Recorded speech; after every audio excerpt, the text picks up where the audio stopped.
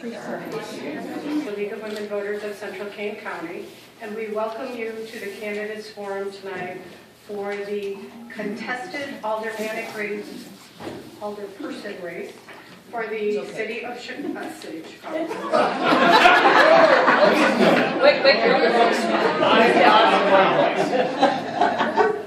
I am going to the debate between Preckwinkle and Lightfoot on Monday that the league is putting on with the YWCA, so that ought to be real interesting. Anyway, welcome to the Candidates Forum. And we are having the alderperson race for the city of, oh my goodness, St. Charles. We're doing 7 candidates forums this particular season, so we're kind of blur after a while. If there weren't folders for every city that we're doing, we'd really be confused. The alderperson race will be first, and then followed by the school board candidates. I'd just like to take a moment to thank you all for coming to the Baker Memorial United Methodist Church, Wiley Hall. Hopefully that's not mine. But I just want to make a statement. The League of Women Voters holds these forums every campaign season prior to the election. We have gone up and down the valley and had doors open for us. Schools, churches, or schools, park district, libraries, and I will tell you that the reason that we are hosting it here tonight is because the St. Charles School District said, on the advice of their attorney, that they were not allowing anyone to host a candidates forum for the school board candidates this season. In my opinion, schools are the cornerstone of democracy. And I was flabbergasted.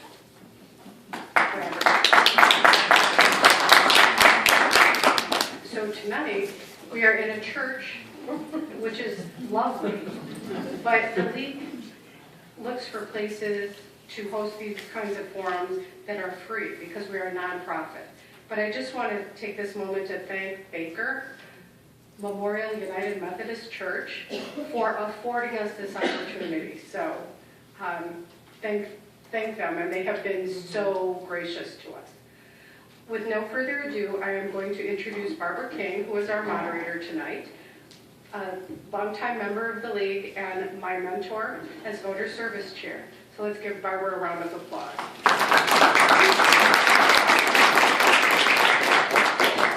Thank you. I also want to welcome you to tonight's forum.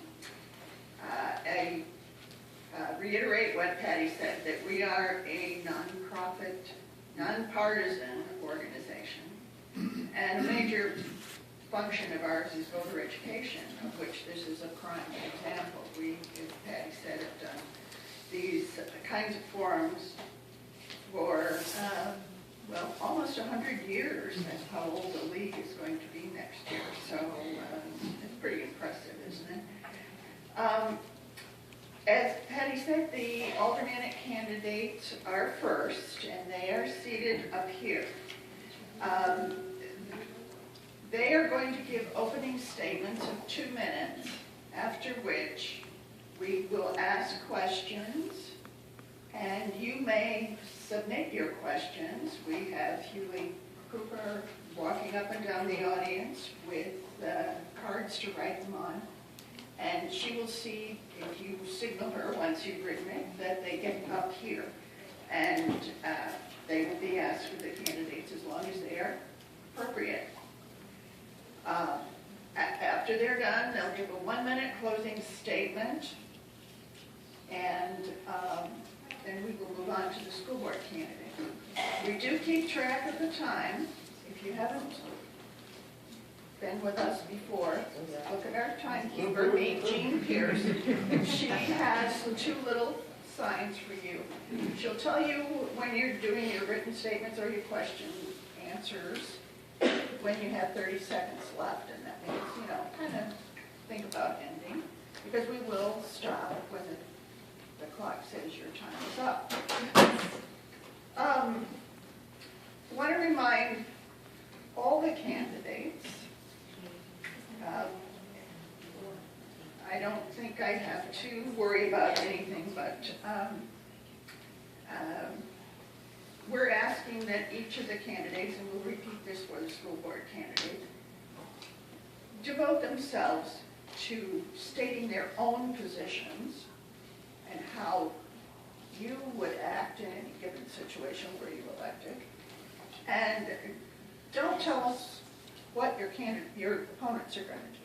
Let them speak for themselves.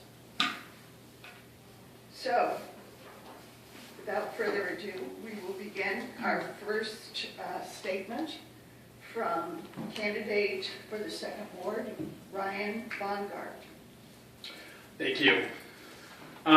First, I'd like to say thank you to the League of Women Voters for hosting this event.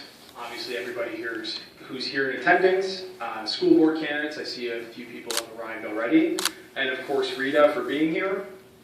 My name is Ryan Bongard, and I'm running for Ward 2 Alderman. My wife and I have called the second ward home for the last 10 years and plan to be here for the next 50, God willing. We have 3 amazing sons in D303 schools currently, and we have 1 more on the way.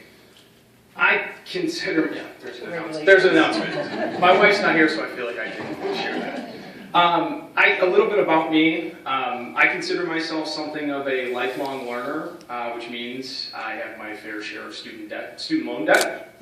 I have a bachelor's degree in law and justice from Concordia University, an MBA from AIU, and a second master's degree in analytics from the University of Notre Dame.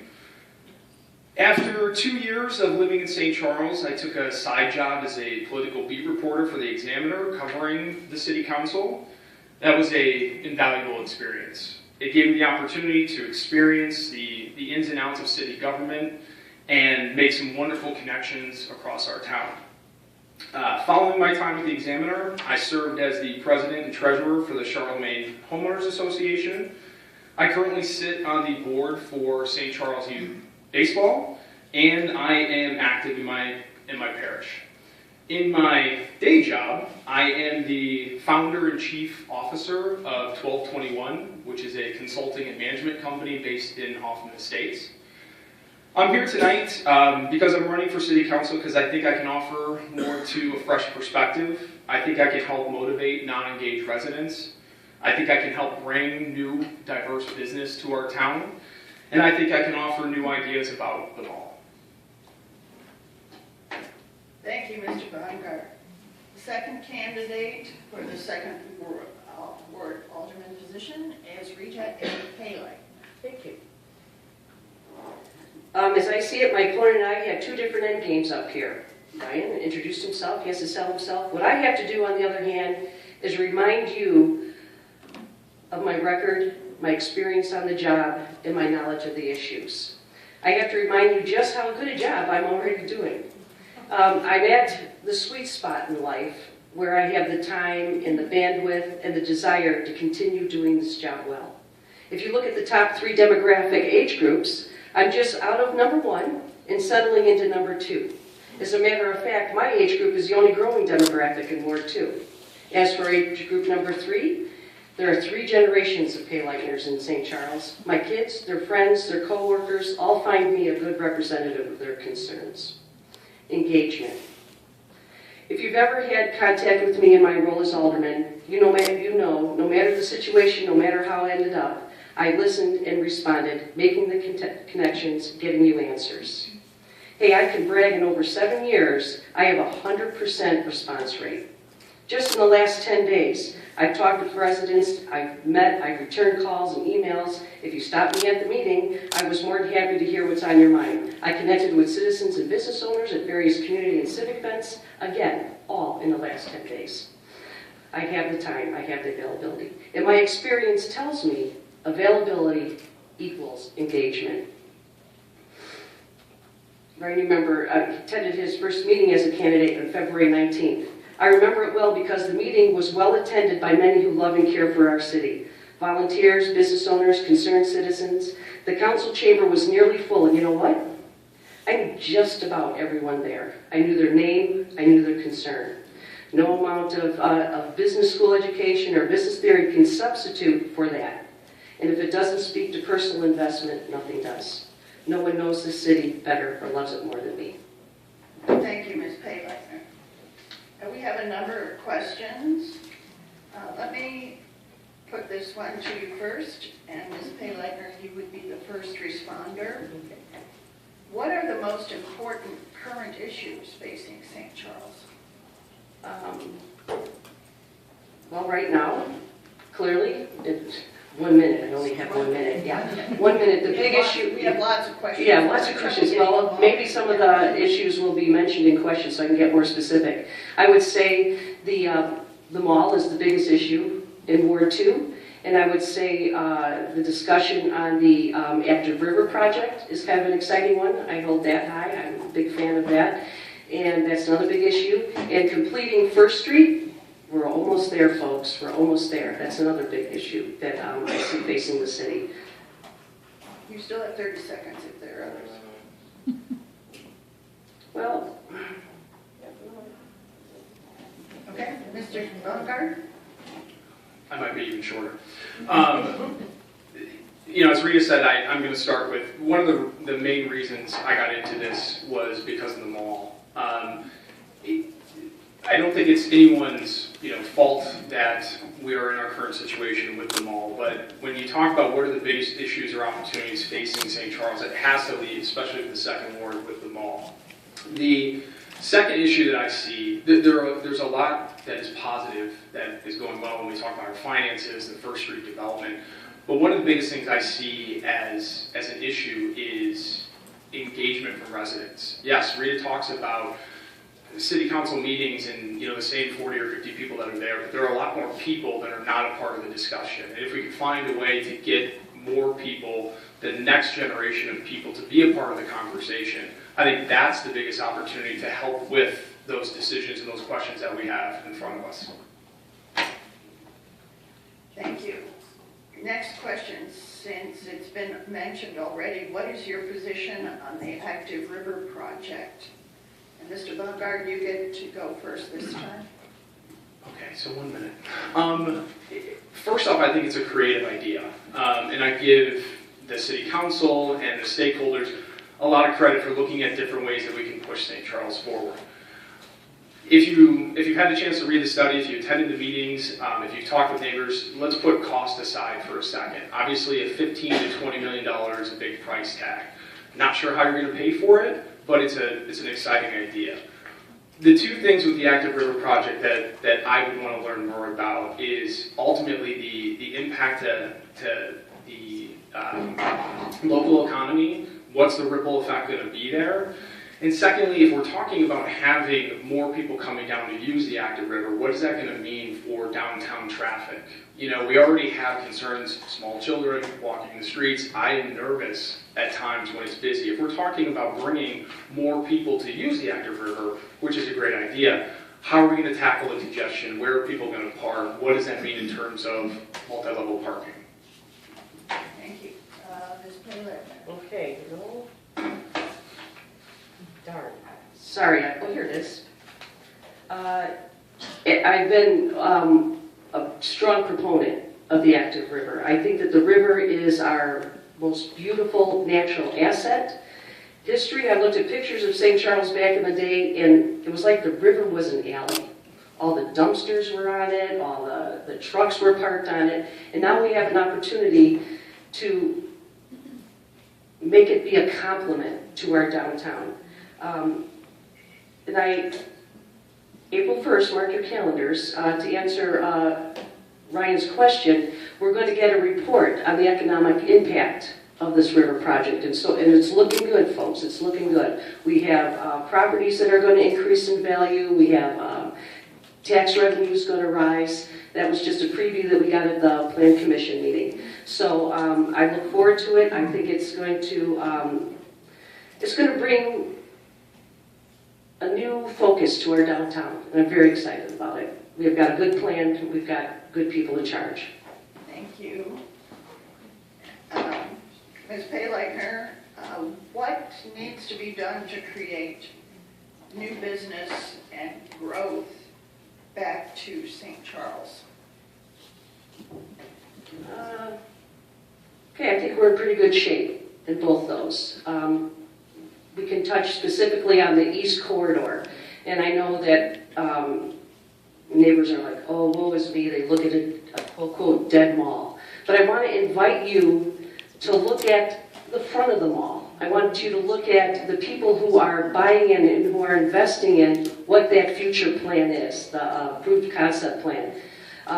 We have a flourishing Cooper's Hawk. We have Starbucks. We have a movie theater that has made a huge investment in remodeling and has signed a 20-year lease. That says optimism to me. The mall across the street, Main Street Commons, 90% full. I think that these are all signs that the business climate in St. Charles is optimistic. Thank you. Mr. Baumgart?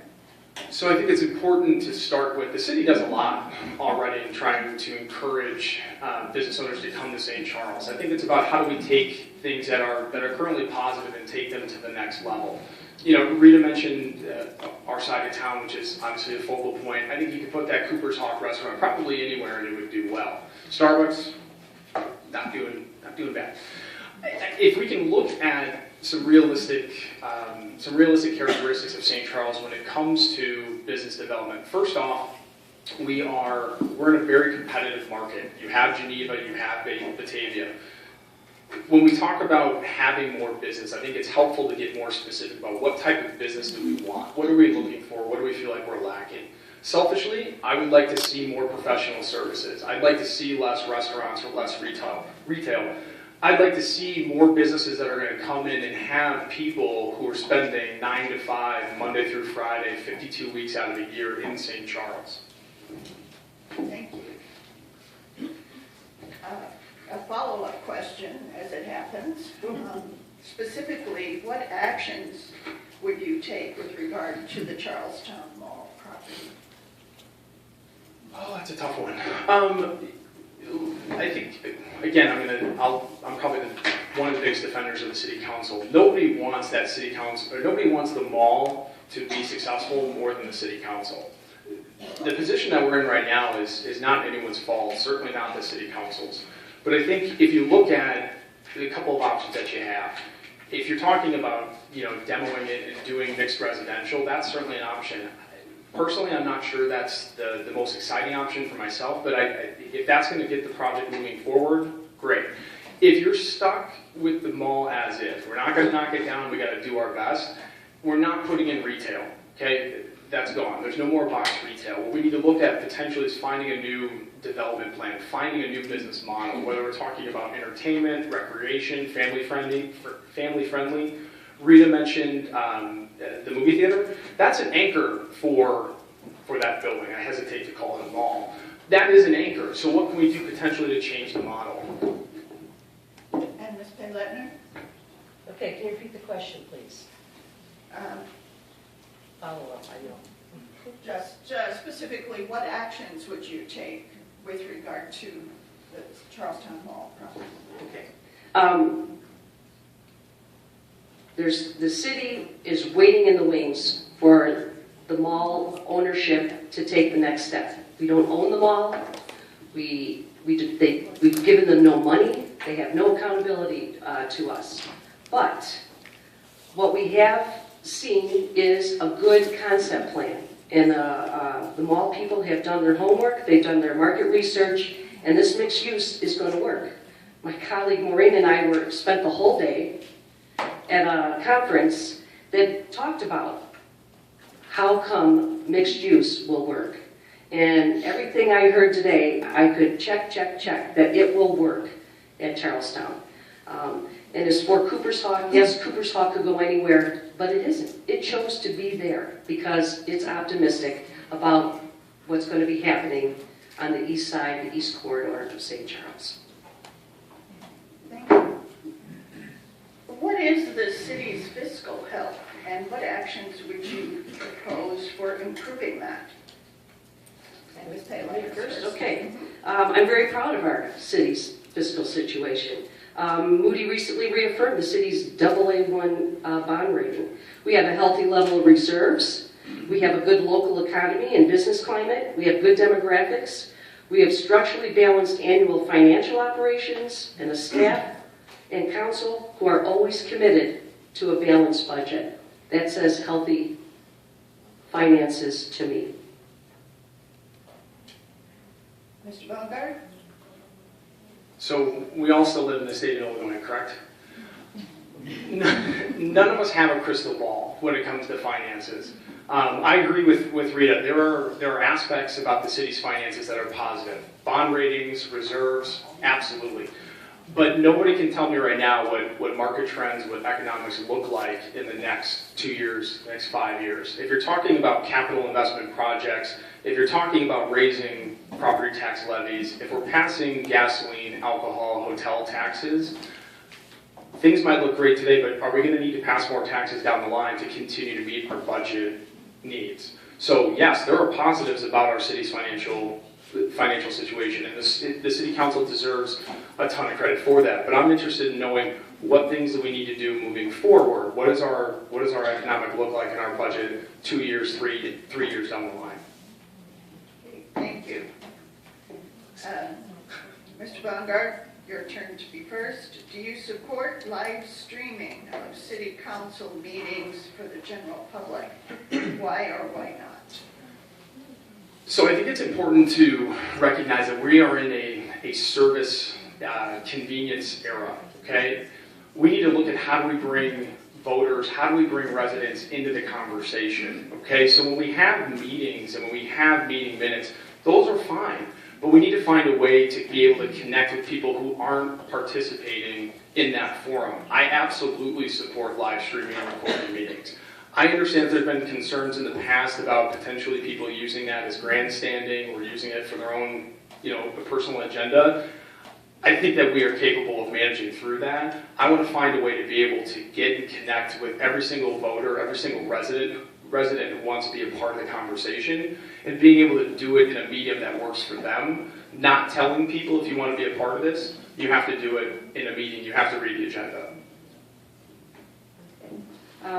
I brought this up to my colleagues in September because I had a couple of second ward residents who had the same concerns as Ryan. I can't be there on Mondays. And I brought it up. And it was interesting. It made for an interesting conversation around the room. Some were worried about showboating. Some were worried about, does anybody watch it? Let's find out. In Geneva, Batavia, does anybody watch it? Is it worth the expense? But mostly what came up is watching the screen engagement? I don't think so. I think that we have the most open meetings there are. We want to encourage people to come, and that's your chance to talk to us. We solicit responses, we solicit questions every single meeting. That's how you engage residents, is by having an open and welcoming meeting process. Thank you. How would you promote foot traffic near the river? Ms. Palek. Having a, which we do, very proud of our corridor project and our walking path, and it's going to continue. It's going to continue. We can walk right now from. I just found out today that we can, in fact, walk from the Main Street Bridge all the way up to Mount St. Mary and beyond on our beautiful walking path. How do we encourage more traffic on there? Making it usable, making it pretty, making it safe. And I think the Active River project, when it's in its fruition, it's going to also increase both sides. We're going to have walking paths. So opportunity is going to increase our pedestrian traffic along the river. Mr. Baumgart? So I think the completion of the First Street development is going to go a long way to helping promote more foot traffic down along the river, because naturally you're going to have more people coming in, walking around the downtown area. Right now, the city has done a really good job of promoting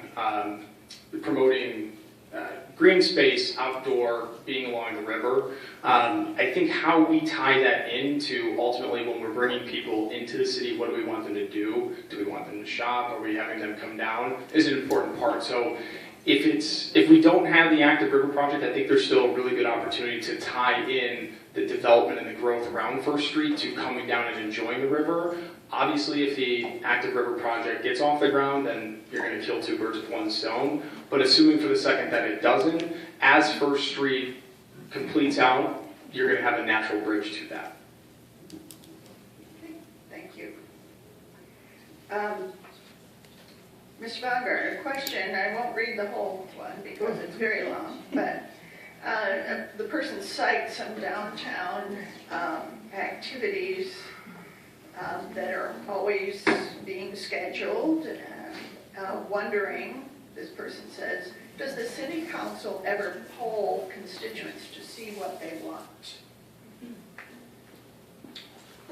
I know the city council does focus groups, and as Rita said, reaches out to constituents. Of an actual poll, I do not believe they have. I certainly haven't gotten it. I think the conversation around, how many events is too many events is fair. I think it's probably not something that should be set in stone. At the same time, we have to realize that those events for many are a cornerstone of St. Charles. Obviously, the Scarecrow Fest for me is a personal favorite. Having more events, having less events, it's going to tie into the larger fabric of what our plan is for First Street development, the active river, and if people don't want more events, then ultimately, as we're currently constructed, they need to find a way to speak up and share that. Ms. Taylor? The groups that put on the events, the city doesn't put on the events per se. Most of our events are put on by the Downtown St. Charles Partnership, and last year anyway, and I don't know, moving forward, the CVB puts on the Scarecrow Fest. I know that they're charged with, we hold them accountable, we ask them to do the survey taking and the contacting businesses and finding out what can be improved with the events. I think that, if you're talking residents, I think the fact that these events are so well attended speaks to their importance for our community and for our citizens. Thank you. A question about recycled trash. The questioner wants to know where it's going, and can our city begin to be responsible for recycling it responsibly? Okay, well, the city is being responsible in our selection of our garbage haulers. They're in charge of taking away our recycling, and as part of their presentation, they told us what they do, and I've learned way too much on this. But for the most part, our recyclables are, they're shipped in trucks, they're sorted at whatever station they are with Lakeshore Recycling, and then they're shipped off to a site near Rockford, I believe, and from there they're put on crates and for the most part sold to China. China's not taking recycling. Well, China, right, China has, they're called the Green Dragon, and so there's, because people aren't careful with the recyclables, a lot of them have been, had to be shipped back because they're contaminated. But that's what we were told is the moving forward as to what's going to happen to recycling in that market. Okay. Mr. Baumgartner? I like how when Rita says shipped off, she points at me. Shipped off. I'll go over there. I think the city, let's just start with the beginning question when it comes to, how the city handles and notifies recycling. Our waste management company, we switch, carriers. So I think let's just start that the city council doesn't, pick up our recyclables and dictate ultimately where they go. I think the city does a good job right now of notifying people, keeping them informed of, when pickups are, what's acceptable to be recyclable, what's not. Once it hits our street corners, at the end of the day, the city officials were kind of handcuffed, if you were. If there's anything we could do, we could probably do a better job locally, Ward 2 within our communities to make sure people, as somebody who's been on the homeowners association, doing a better job of making sure people who are new to the neighborhood understand how things work and, sit down people who potentially are not following the particular guidelines that we need to follow. But in terms of, are we doing enough to let people know, I would say yes, we are. Okay, I'm going to make this the final question, and then we'll go to the closing statements. Are there new initiatives that you think the city council should be working on? Mr. Baumgart, you're first. Do I think that there are new initiatives are there new initiatives that we should be working on that we're not currently working on? Yeah, I would interpret the question that way. That's a tough one in 1 minute. I think that there's always ways that we can be looking outside the box and looking at, local competition potentially of what they might be doing so that we can think, hey, is this right for St. Charles? I think we do a lot as a community. Rita's fantastic. I've crossed paths with her a few times when I was the Homeowners Association president. She's absolutely true to her word about being there and working with her constituents. I think about new initiatives, we have enough on our plate right now. Okay? I just wrote that down. Our plate is full. We have enough on our plate right now. I walk by the mall every single night with my dog, and I look at it, and it's like, what are we going to do with this? The Active River Project's exciting. First Street's not done yet. Those condos are still need to be filled. I don't think at the moment there's anything that we're missing, as a community, but I think, we should always be looking at what competition is doing in terms of if there's something that we might be able to bring in. Do you have anything to add? Yeah, well, no, it was very funny. I just wrote down, no kidding, our plate is full. But I wanted to say, with that, if you have an idea, if you've seen something in a town you used to live in, if you say, hey, this works in Geneva, by all means, contact your alderman. We love to listen to that kind of stuff. We love to encourage dreamers. One of my favorite dreamers is here, Mr. Tom Anderson. He's always suggesting things to me that make me think outside the box and see how we can improve. Thank you. The first one to give a closing statement will be Rita Payleitner. As the incumbent, there's going to be a lot of newbies up here tonight, but as the incumbent, I don't have the luxury of making sweeping declarations and not that you are, Ryan, but I'm just saying starry-eyed promises. I have to deal in reality. And I hope you're reminded tonight, this isn't my jam, everybody, but I hope still you were reminded tonight that I have a depth and a scope of understanding on the issues facing St. Charles. And that is substantiated by experience, facts, and knowledge. Thank you. Thank you. And Mr. Bond. I would start by just saying again, thank you to everybody who took time out to come and sit with the two of us. It's events like today that make our community more informed, make us stronger, help us push forward. St. Charles is a wonderful community. It's filled with people who want to see our town succeed. They want to see us take the next step. Regardless of who people vote for, I have no doubt that you're going to be well represented for the 2nd Ward. I believe my candidacy offers a different take. It's how do we get more people engaged? How do we look at existing problems potentially in a different way? Certainly not a rejection of our current leadership or feeling like, hey, we're dropping the ball in this area. But after so many years of the same names, potentially it's a time to step up and say, you know what, let's have new leadership. Again, thank you for being here. I appreciate the opportunity. And I want to thank both of you for being here. And that concludes the first portion.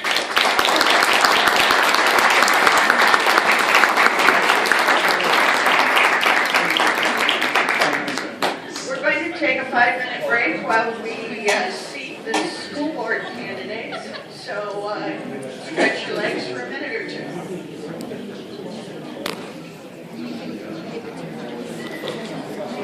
Thank you so much.